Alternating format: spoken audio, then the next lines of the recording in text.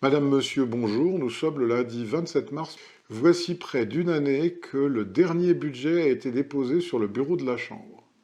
On l'a flairé, tourné, retourné, entamé, repris et abandonné. De temps à autre, on en invente un chapitre, et finalement on le découpe en tranches provisoires qui, pour le moins, trouvent le pays surpris et déconcerté. Les députés, qui doivent forcément se séparer à Pâques, prennent l'engagement de tout terminer dans les quelques jours qui les séparent de cette date officielle.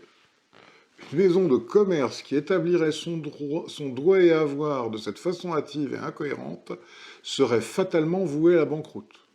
Mais la France est riche et peut supporter sans trop se ruiner l'ignorance, la paresse, les coûteuses fantaisies de ceux qui la représentent et par contre-coup la gouvernent. À propos de l'Italie en Chine, la plus estimée et la plus répandue des revues italiennes, la Nuova Antologia a publié 2 articles tendant à démontrer que l'Italie ne retirait aucun avantage pratique d'un établissement en Chine et exprimant la crainte qu'elle y échoue aussi complètement qu'en Afrique.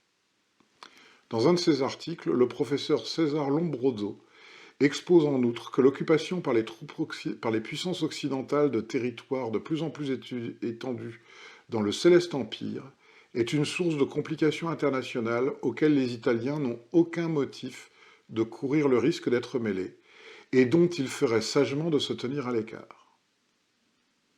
Bonne journée, Madame, Monsieur, et à demain.